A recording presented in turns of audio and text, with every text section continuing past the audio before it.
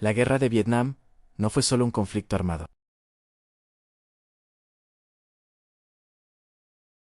Una guerra donde la potencia militar más grande del mundo se enfrentó a un enemigo aparentemente más débil, pero profundamente decidido y con una voluntad inquebrantable. Este conflicto definió a una generación, cambió la forma en que el mundo veía las guerras y dejó cicatrices que todavía hoy, décadas después, no han sanado del todo. Tenemos que retroceder mucho más en el tiempo, a una era de imperios y colonias. Durante casi un siglo, Vietnam fue parte de la Indochina francesa, una posesión colonial que Francia explotó por sus recursos.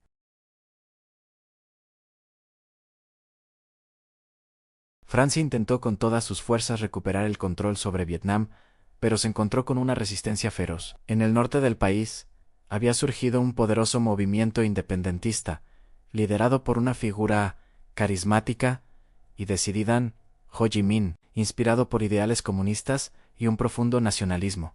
Su movimiento, conocido como el Viet Minh, luchó por liberar a Vietnam del yugo extranjero. La culminación de esta lucha llegó en 1954, en la legendaria batalla de Dien Bien Phu. Allí, contra todo pronóstico, las fuerzas vietnamitas derrotaron al ejército francés, una potencia europea. La derrota fue tan humillante para Francia que la obligó a abandonar el país. Tras la retirada francesa, los acuerdos de Ginebra dividieron temporalmente Vietnam en dos.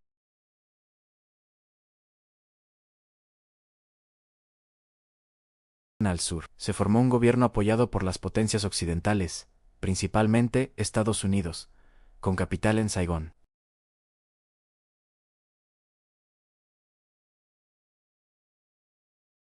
Pero esas elecciones nunca ocurrieron. El miedo a una victoria comunista hizo que la división se volviera permanente, sentando las bases para una nueva guerra, mucho más grande y destructiva.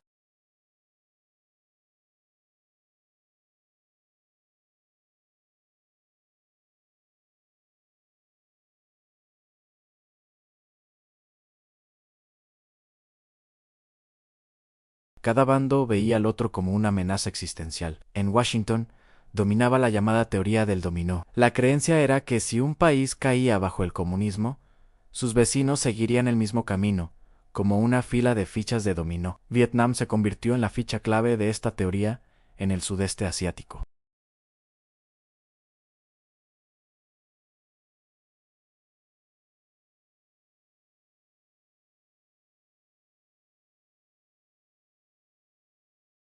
Enviaron asesores militares para entrenar al ejército de Vietnam del Sur, junto con enormes cantidades de dinero y armamento moderno.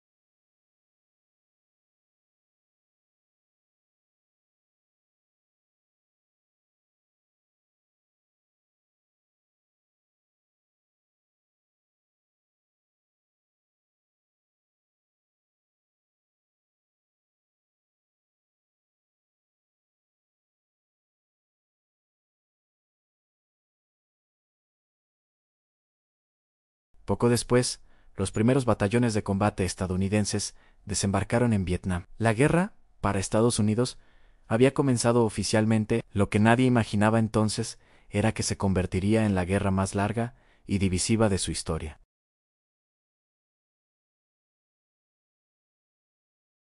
No había frentes claros, ni ejércitos uniformados enfrentándose en campo abierto. Esta era una guerra de guerrillas, librada en un entorno brutal en selvas densas, pantanos y arrozales.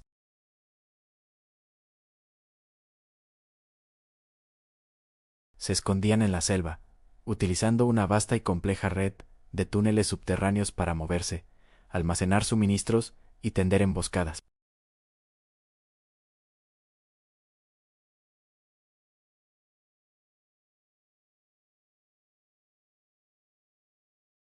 Sin la tecnología de sus adversarios, dependían de su ingenio y su conocimiento del terreno. Colocaban trampas mortales, como pozos con estacas de bambú afiladas, y lanzaban ataques sorpresa para luego desaparecer en la jungla. Para un soldado estadounidense de 19 años, recién llegado de una ciudad de Ohio o Texas, Vietnam era un infierno verde, un lugar donde el peligro podía acechar detrás de cada árbol y cada aldea. Estados Unidos tenía una superioridad tecnológica abrumadora al helicópteros, bombarderos, artillería pesada, pero se enfrentaban a un fantasma.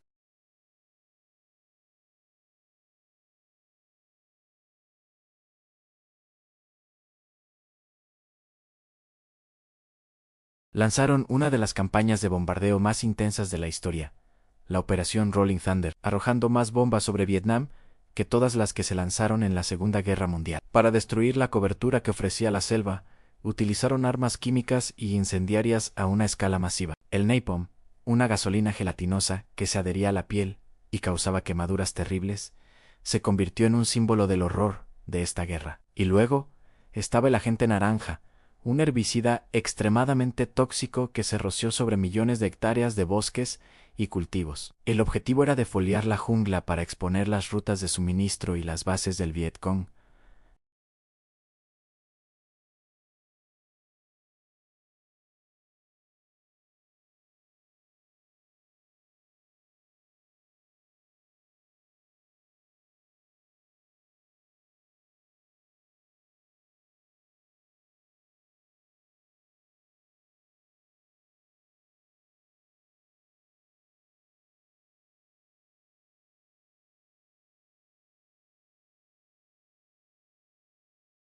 Cada noche, las cadenas de noticias llevaban el conflicto directamente a los salones de los hogares estadounidenses.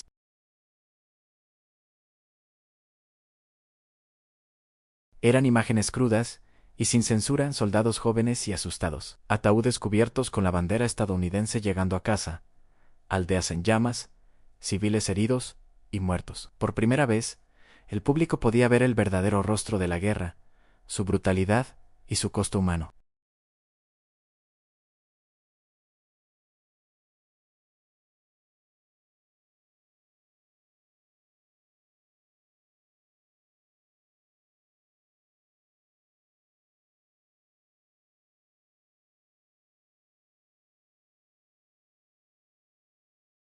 Artistas, intelectuales y veteranos de guerra se unieron a las voces que pedían el fin del conflicto. La guerra ya no tenía el apoyo incondicional del pueblo, se había convertido en la fuente de una profunda división social. Uno de los episodios que más contribuyó a cambiar la percepción de la guerra fue la masacre de My Lai en 1968. Una compañía de soldados estadounidenses, creyendo que en la aldea se escondían guerrilleros del Vietcong, asesinó a sangre fría a cientos de civiles desarmados, en su mayoría mujeres, niños y ancianos. El ejército intentó encubrir la masacre, pero un año después, la historia salió a la luz gracias al periodismo de investigación.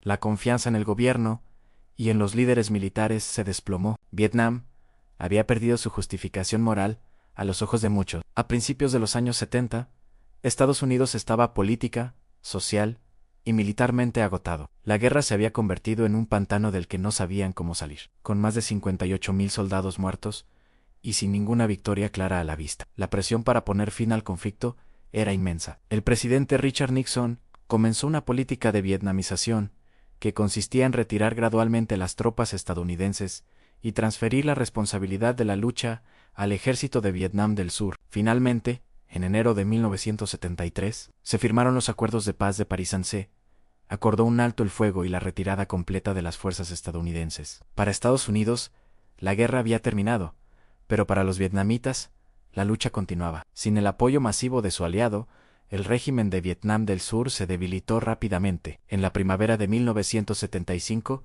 Vietnam del Norte lanzó una ofensiva final. El ejército del sur se desmoronó y, el 30 de abril de 1975, los tanques norvietnamitas entraron en Saigón. Las imágenes icónicas de los helicópteros evacuando desesperadamente a personal estadounidense y a colaboradores vietnamitas desde el tejado de la Embajada de Estados Unidos simbolizaron el final caótico y humillante de la intervención. Vietnam se reunificó bajo un gobierno comunista. Después de 30 años de lucha, la guerra, por fin, había terminado. Las consecuencias del conflicto fueron devastadoras. Para Vietnam, el costo humano fue incalculable. Se estima que murieron hasta 3 millones de vietnamitas, muchos de ellos civiles. El país quedó en ruinas, con su infraestructura destrozada y sus campos envenenados. Generaciones enteras quedaron marcadas por el trauma, las heridas y las pérdidas. Para Estados Unidos, la derrota en Vietnam fue un golpe profundo a su orgullo nacional y a su autoconfianza. Fue la primera guerra que perdieron,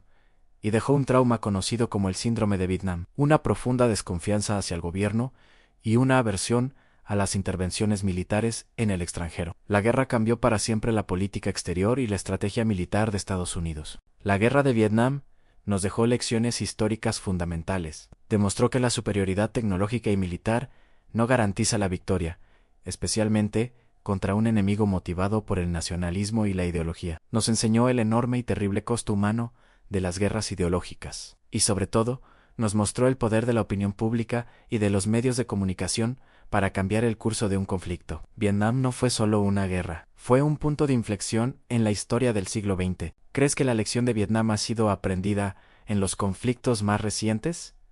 Déjanos tu opinión en los comentarios. Si te ha gustado este documental, no olvides darle a like y suscribirte al canal, para no perderte nuestros próximos videos sobre los grandes momentos de la historia. Gracias por acompañarnos.